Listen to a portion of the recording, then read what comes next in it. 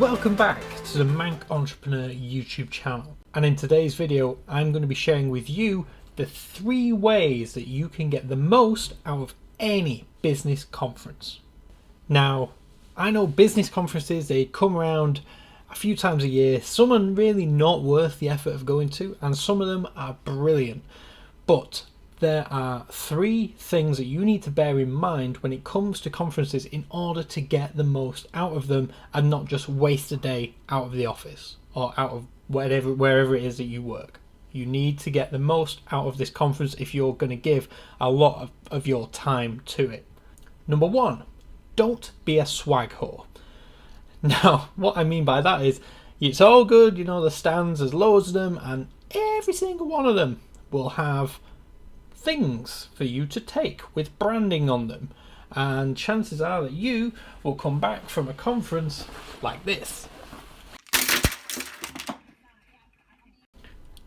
And that's not what you need. You know, granted, how many pens do you genuinely need? I mean, I usually maybe have 2 available, and if for when I'm making notes on the desk, you know, if something quickly comes to mind, I can jot it down before it evaporates off wherever bad ideas go. And yeah, it's not necessary. It turns into a game. How many pens can we get? How many highlighters can we get? How many USB sticks can we get from the really good companies who've given away USB sticks?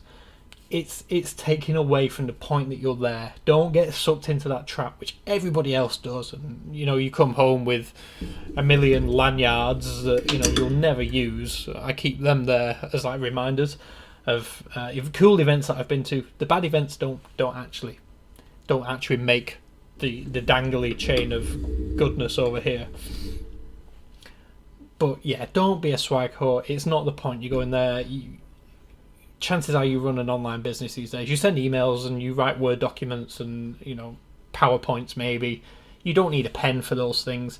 And if you do, get a Bic from a shop to write your notes on. Why am I telling you about this? You surely know that you don't need 15 pens scattered around your desk. It's pointless. Focus on what matters. Focus on why you are there. Not pens or stationery of any kind, really. Number 2, do your research. When it comes to a business conference, they will have a great website usually. I mean, all the ones that I've been to have really good websites which tell you when it is, where it is, but importantly, they tell you who the key speakers are, what they've done, and where they're from. And usually it will include like a Twitter handle or a way of getting in touch with that person to, again, promote them as an expert. So with that said, do your research, find out, you know, try and plan your day. If you're going to this conference and you really want to know about X, and you can look at the timetable on the website and go, right, there's a talk at 11 in this theatre. There's also a talk at 12:30 in this theatre, which I'd quite like to go to. Oh, and there's one over here back in that theatre at 3 o'clock. Pencil them in. Put them in your phone as reminders. Do your planning. You're there for a reason. Don't let good content go missing. Remember why you're there. So do your research. Find out who's talking. Even reach out to them. If you find out that the CEO of such and such a company is giving a talk, reach out to it on Twitter. Usually a good place, or LinkedIn if you have him on LinkedIn, and just say, "Hey, Tom." He might not be called Tom. And really looking forward to seeing you at XYZ conference and giving your talk at 2. I'll be there in the audience. Looking forward to it. Something like that. Because you never know what that could lead to. You might get a reply, and then chances are at the end you can go up to and go, "Oh, hi Tom, I'm such and such a body. I messaged on Twitter," and right there you have your perfect in to get that one-on-one time. Ask any questions that you may have which are more personal to your business or your situation, and that can be where the gold dust really is. You're getting that one-on-one with the expert, and he'll just be flattered that you've actually reached out to him beforehand, and you won't be that stranger in the crowd. He'll actually go, "Oh yeah, you're Dave from Twitter, blah blah blah, nice to meet you." And all of a sudden that awkwardness is gone. You are now friends, almost. So yeah, do your research, plan ahead, and know who is there, know who's in attendance. Which brings me on to point number 3, networking. You are going to be in a building under the same roof of hundreds, if not thousands, of other like-minded business owners and entrepreneurs who are there for the same reason you are. They're in your niche. They're interested in the same things that you are because they are there. Do you know how rare it is to get that many like-minded people in the same place at the same time with the sole purpose of doing work? It doesn't happen that often. So this is where it's your perfect opportunity to make the most of that. When it comes to business, and this is like an old cliche, they say that more business gets done in the bar and like the coffee areas than ever gets done in the boardroom. And it's a cliche because it's true, especially in my experience. The majority of the business that I've done in the past has always come in the more personal interactions. Don't forget that people do business with people that they like. And how are they going to get to know they like you? By hanging out with you in a normal situation, not in a boardroom. A boardroom is a totally artificial space. A bar or a coffee shop where you just sit down, two guys, two girls, guy and a girl, whatever, having a coffee, having a drink, having a beer, whatever it might be.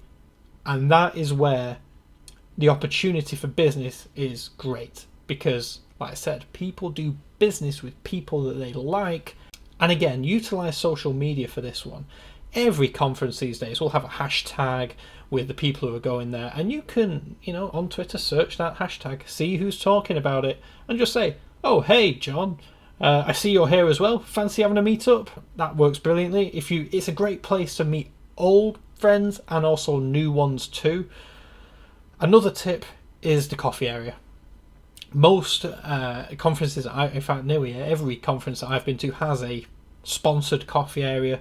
I don't drink coffee, but I hang around there because it's a fantastic networking space. That's where people go to sort of chill and try and digest whatever they've just been and heard or spoken to. And this is your time to get on that personal level with them, hang out in that chilled out area and have a conversation, see where it goes. At the end of the day, you can't have too many contacts in your network, especially when it comes to being in that same area. You can meet with people who may be similar to you, have been where you've been, have been through the challenges that you've going through, and maybe able to share some knowledge. And likewise, you might be able to help other people out. You might, oh yeah, we did that 2 years ago. You want to do this, blah, blah, blah. This is where you can really get so much out of conferences. It's not through free pens, it's through networking. Everyone under the same roof, make the most of it, and that's it. My 3 ways to get the most out of any business conference. So that's it for today's video. If you have found this in any way useful, please leave me a thumbs up, and if you're new, subscribe. I'm trying to get new content out every single day about business and entrepreneurship, and with that said, I'll leave you to the rest of your day, and I will hopefully see you in the next video. I'll see you then.